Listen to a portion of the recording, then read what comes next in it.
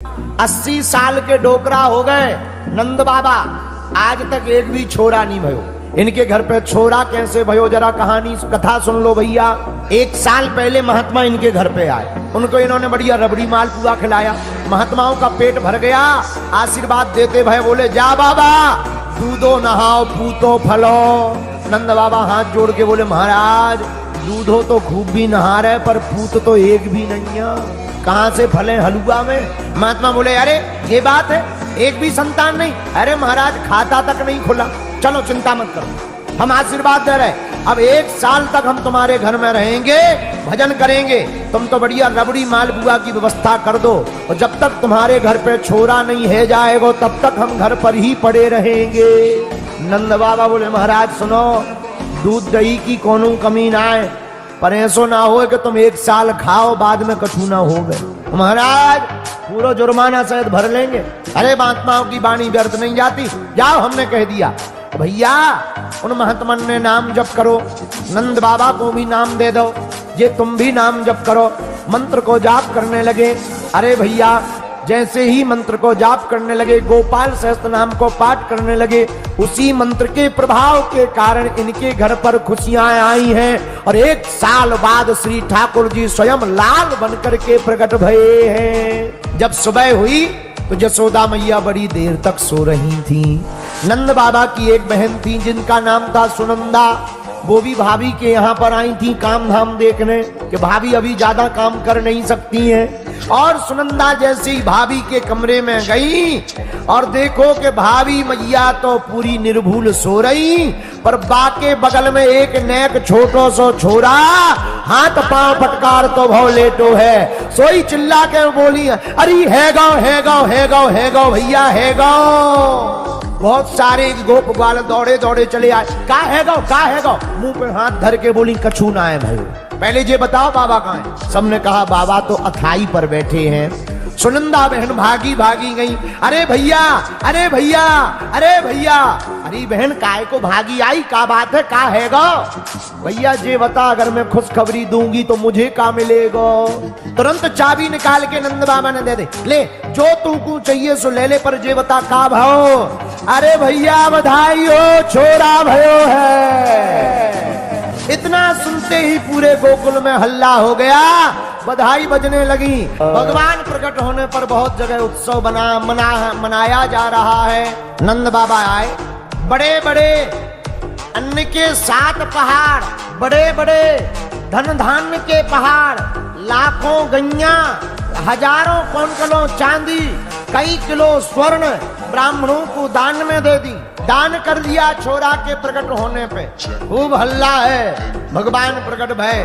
बहुत दिन बाद नंद बाबा को याद आई, अरे राम राम राम राम भैया, राजा कंस को कर्ज तो इस साल चुका ही नहीं पाए, हर वर्ष राजा को कर दिया जाता था, अब क्या किया जाए।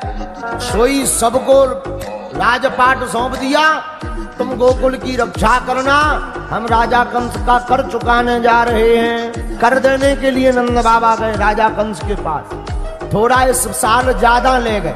राजा कंस ने कर की मात्रा ज्यादा देखकर मुस्कुराते हुए बोला, क्या बात है नंद बाबा, इस साल ज्यादा कराया है।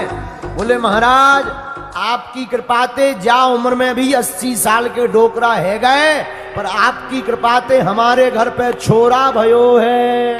तुरंत राजा कंस ने आशीर्वाद दो, जाओ हम आशीर्वाद दे रहे, तुम्हारा छोरा जुग जुग जिए, जाको नाम पूरी दुनिया में फैले, और इस छोरा के जितने शत्रु हैं वे सब जल्दी मर जाएं। इधर बैठे बैठे ठाकुर जी पल्ला में ही गए, थैंक यू वेरी मच मामा जी, अपने मरने को आशीर्वाद खुद ही ठोक रहे। कंस ने अहो बकीनम बकासुर, बकासुर की बहन पूतना को बुलाया, इधर आओ। और पूतना का अर्थ क्या होता, पूतना, जो पूतों को देख करके उसे प्रिय ना लगे वही पूतना। कंस ने पूतना मौसी को बुलाया, पूतना इधर आओ। हाँ महाराज, ब्रिज में जितने भी नवजन्मित बच्चे हैं उनको जाकर के खत्म कर दो, तुम्हें ये हमने जो है ठेके पे काम दिया, जो आज्ञा महाराज। अब पूतना ने मारा कैसे, पूतना ने अपने स्तनों में कालकूट नामक विष लगाया, और जितने ब्रिज के नवजन्मित बच्चे थे सबको दूध पिलाती जाए और मारती जाए। अब उसे पता लगा गोकुल में, गोकुल के जो नंद बाबा है ना, उनके घर में 80 साल की उम्र में छोरा भाई हो। चलो भैया, उनके तय भी उनके पूत को जय जय करे आवे। तो जैसी ही गोकुल आई तो पहले तो राक्षसनी थी, पर गोकुल में प्रवेश करते ही उसने माया भी थी, इतना सुंदर भेष धारण कर लिया, लक्ष्मी जी भी फीकी पड़ रही। कई बार नकली प्रोडक्ट की इतनी बढ़िया पैकिंग की जाती है कि असली प्रोडक्ट भी फीका पड़ जाता है। यशोदा के भवन में पहुंची, यशोदा जी काम में व्यस्त थी। अरे बहना राम राम। हाँ बहना राम राम राम राम। कौन है तू? पूतना मौसी बोली, मोह ना पहचानो बहन, मैं तेरी दूर की रिश्तेदार नहीं लागू। तो यशोदा मैया बोली, शादी में ना दिखी, पहले ना दिखी, बाद में ना दिखी, अब नई नई कौन सी रिश्तेदार नहीं पैदा है गई? तू शादी में तो मिलती अगर रिश्तेदार नहीं है तो। अरे मैं क्या बताऊं, मैं नेक बड़े काम से बाहर गई थी, अभी कुछ दिन पहले ही यहाँ आई हूँ, तो मैंने सुनो तेरे घर पे छोरा भयो है, मैं तेरी रिश्तेदार नहीं हूँ, सोचा नेक बधाई दे आऊं। क्या आ गई बहन, ले बैठ, पानी पी ले, मक्खन खा ले, दही पी ले, दूध पी ले, और बता का स्वागत करूं तेरो? ना ना ना, स्वागत सब है, नेक छोरा को मुंह दिखा दो। अरे ले बहन, तू ऐसे टाइम पे आई, अबे हाल मैंने लाला को पलना में सुलाओ, और तू अभी जाएगी, छोरा जाग जाएगा, बेचारे की नींद खराब है जाएगी, और वैसे ही तो वो कम खावे पीवे, दूध कम पीवे, पतलो है जाएगा, आपत है जाएगी। नेक काम कर ले, नेक सो लेन दे, बाकी बाद में मुंह देख ले। पूतना मौसी बोली, अरे बहन तू चिंता ना कर, तू अपनो काम कर, मैं दूर से देख के ही भाग जाऊंगी।